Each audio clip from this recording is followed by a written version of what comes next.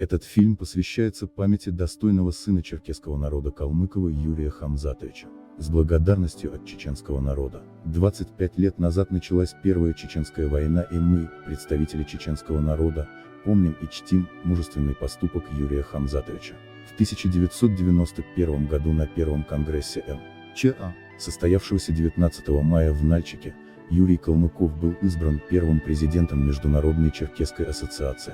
В 1991 по 1994 и 1996-1997 годах Калмыков занимал пост президента МЧА, а он заложил основы проблематики современного черкесского национального движения, необходимость добиваться признания геноцида черкесов, репатриации черкесов на историческую родину, объективной оценки последствий Кавказской войны для черкесов, воссоздание Шапсукского района в составе Краснодарского края.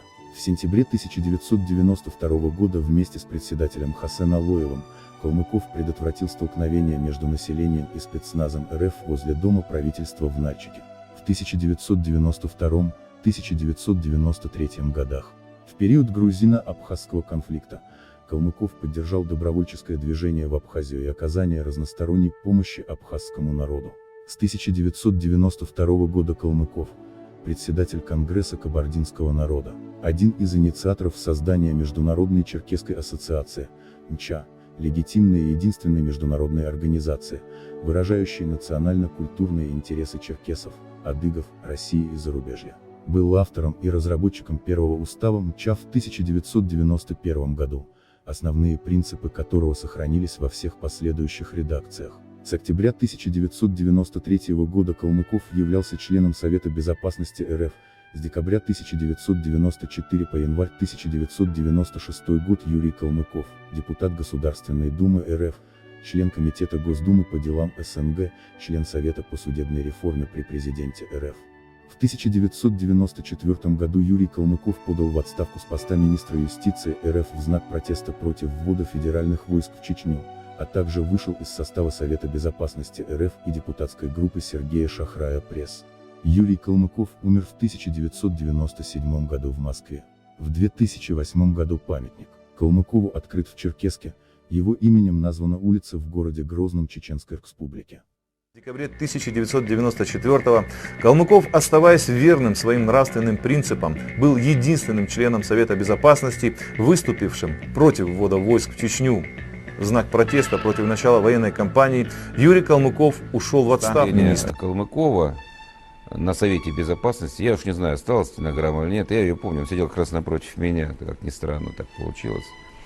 Он долго молчал, и потом одним из последних взял слово, и это был монолог 15-минутный, Ельцин обычно больше 3 минут на Совете Безопасности не давал, как правило, за час мы его проводили.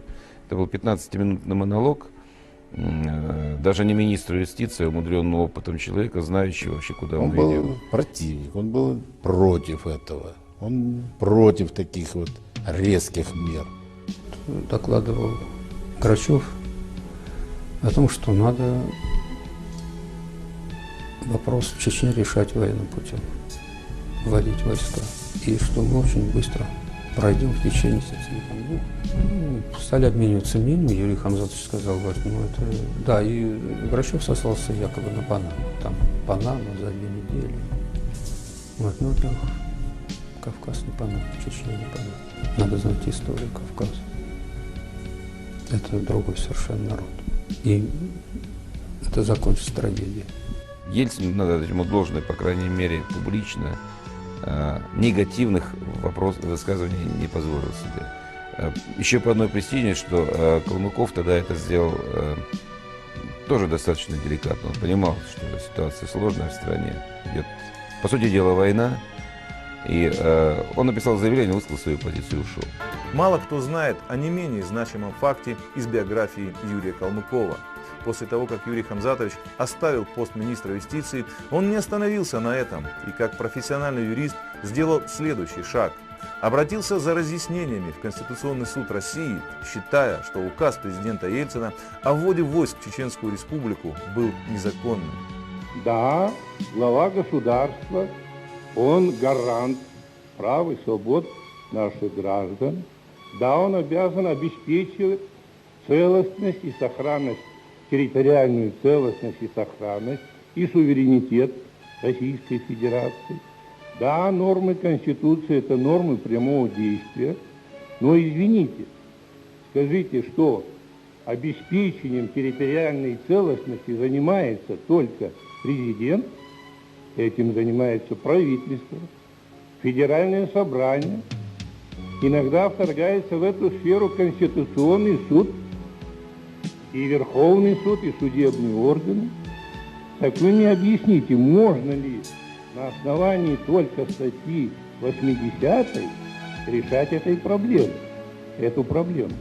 Так мы придем к диктатуре, мы придем к самовластию, мы придем к тому, когда человек один будет толковать понятие обеспечения территориальной целостности так, как ему принципиальность, стойкость, способность Юрия Хамзатовича вне всякой конъюнктуры мужественно отстаивать свои политические убеждения, основывавшиеся на предписаниях норм права, в высшей степени проявились в сложной и напряженной ситуации, когда на Совете Безопасности России решалась судьба Чечни.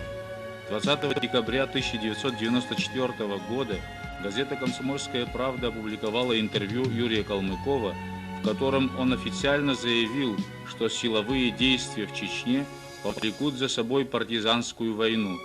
Он предупреждал сторонников силового решения, что путем ввода войск может быть достигнута однодневная победа, а потом начнется длительная война, которая приведет к затяжным боевым действиям. О бесперспективности этой войны и ее страшных последствиях он говорил постоянно в своих публичных выступлениях.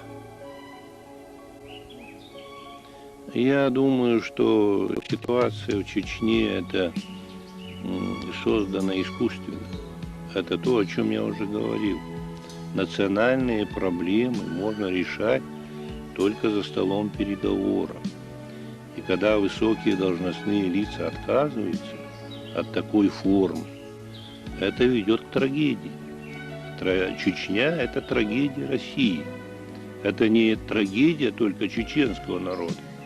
Это не только трагедия Кавказа.